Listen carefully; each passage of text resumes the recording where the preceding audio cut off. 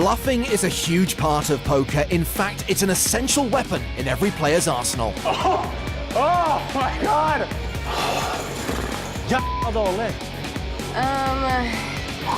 Here's the top 5 who've transformed the skill of bluffing into an art form. Is this real life? Did this happen to me? At number 5, it's Vanessa Selbst. No one folds lightly to Vanessa because everyone knows that Vanessa is aggressor. On the big game, she tangled with Antonio Esfandiari. In this hand, she's bet the flop and the turn, but Antonio isn't a believer. Can Vanessa sell her story on the river?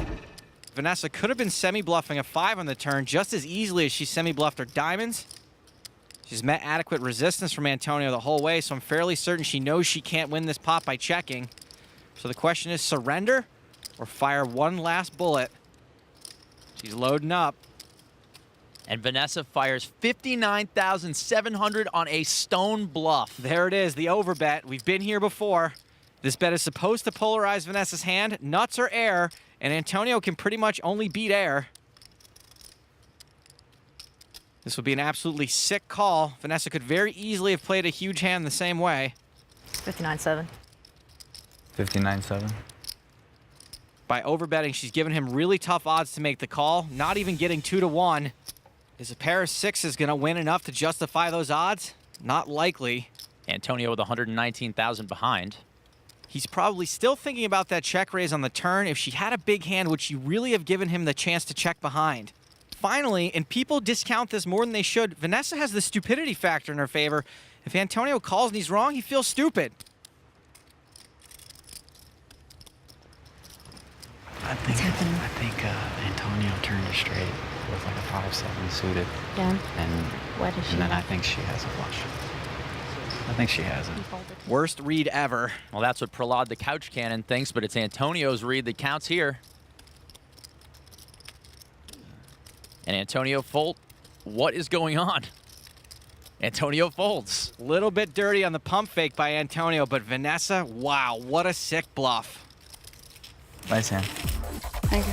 Antonio may not have thought that one through, but at number 4, we find Johnny Lodden thinking long and hard about a very difficult decision at the final table of the EPT 11 Grand Final.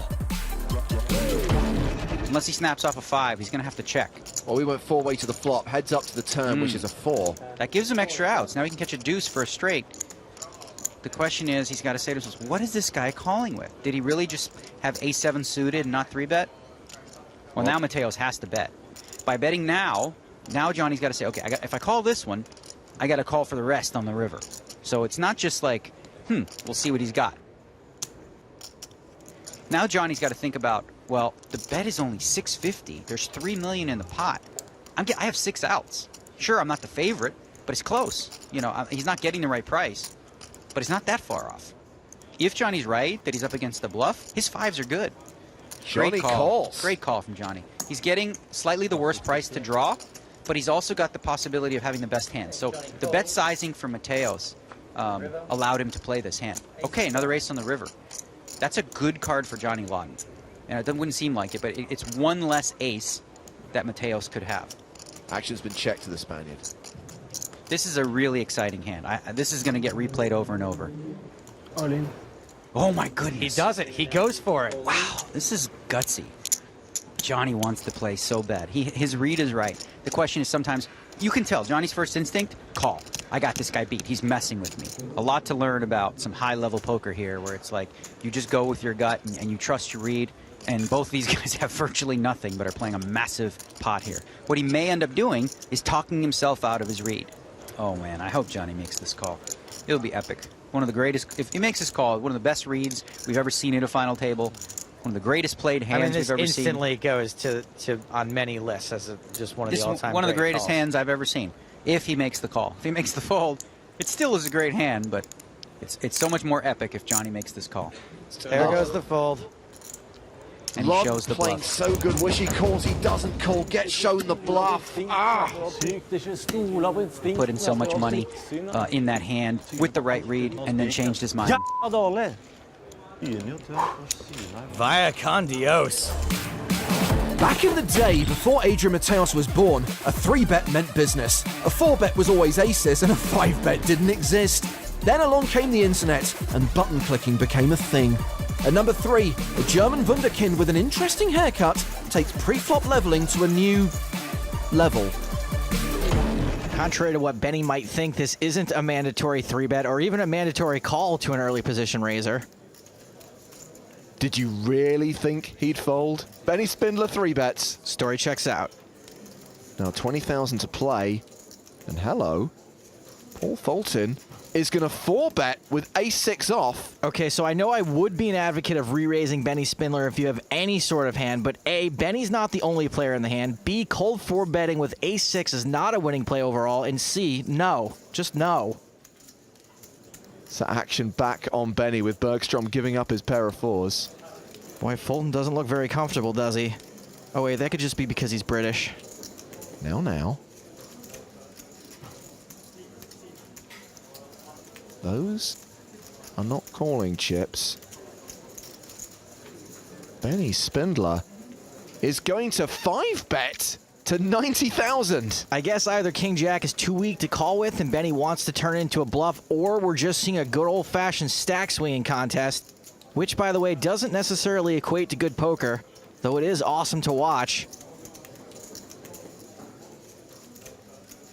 Fulton has an auto-marked. He does have the best hand. Gotta wonder if he knows it, though. Oh my word, it's a 6-bet. There is some serious button clicking going on here. I'm not even going to pretend like I know what these guys should or are going to do anymore. I'm out. All right, now I know a lot of you kids out there are spitting up your energy drinks and fist pumping in your hoodies like mad, but to me, this is more like a game of chicken than poker. Who will blink first?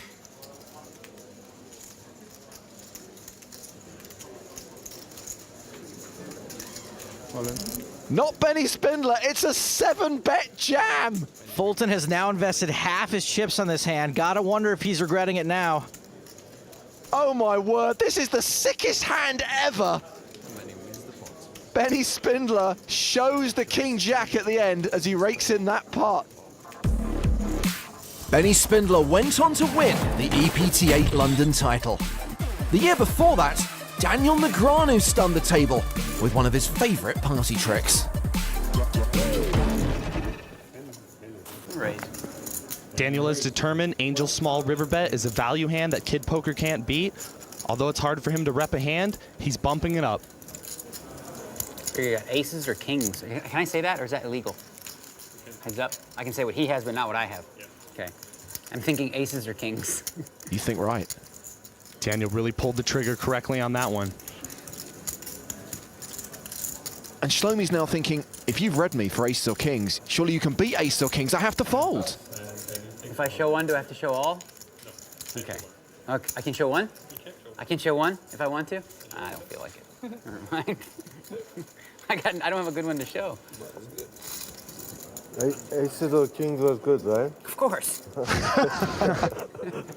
I'm just saying, that's what I thought he had, but not that I could beat it. Daniel knows how to entertain the table, but for max entertainment, you have to show the bluff. At number 1, from Shark Cage, Miss Finland Sarah Shafak pulls off the best bluff of all time on the very first hand. Hi. Hi. Ronnie, if you bust her on the first hand... He bets. 30,000. And Sarah raises with a straight draw. You have something? Yes, I do. I believe you. I believe you. 30,000? Yeah. It's the way all my relationships start, with lies. So Ronnie has called the raise and improves to trips on the turn. Oh boy. Why are you checking? You raised me on the flop. Num. She bets just over half the pot. Ronnie, do not bust her before the swimsuit portion. Ronnie's clock is running. Remember, every player has 30 seconds per decision. If he thinks she's bluffing, he'll call. If not, he could raise. The shot Oh, yeah, I forgot that. Raise, 155. 155. She really should not be calling this. 255. She re-raises. What? Okay. I'm not used to those, yeah. Really, huh? 255,000. Yes. Ronnie calls, which means we're going to the river, and that means the cage is coming into play. The board bricks out for Sarah. She has just ace high. Check. She's bluffed every street so far. All in. And she shoves! Please slide which your card is. She slides out the bluff card. Oh my God! How is this happening? I thought it would be. I wanted to stay and play with you, Miss Finland. I understand. I know I am. 10 seconds, Ronnie. Wow, I like that. He's playing a time bank chip. He gets an extra 30 seconds. There's a reason why it's the Finnish reputation, right? I have a 4. He shows her his hand. You know, I have trips. I don't know if I can fold this hand. I don't know how you play. I never played with you before. What is going on here? If I fold this hand and they see this fold and you have like king, queen or something, it's gonna be the most embarrassing thing ever for me. You understand this, right? I don't have any time to think over this hand. I'm like nervous. I don't know what's going on. It's nice over there. 300, 500. Oh my God, no, 600. 5 seconds. And Ronnie's folded. Holy shnikes. Come on. It's a bluff. Show. She has ace high. Ronnie, you're going to the cage.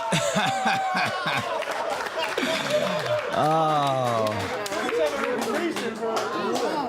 He cannot believe I it. was really scared. Oh my God. You're really scared. Oh, what? Is this real life? Did this happen to me? I almost had a heart attack. Awesome. Wow, that Thank was you. fantastic. You got some balls, girl. I could have 2 million chips. Oh my God. Good laydown. Oh my God. Rumor has it Ronnie is still in that cage crying. So those are the PokerStars top 5 bluffs. Keep an eye out for more countdowns on PokerStars.tv. Holy. Would you fold in my hand?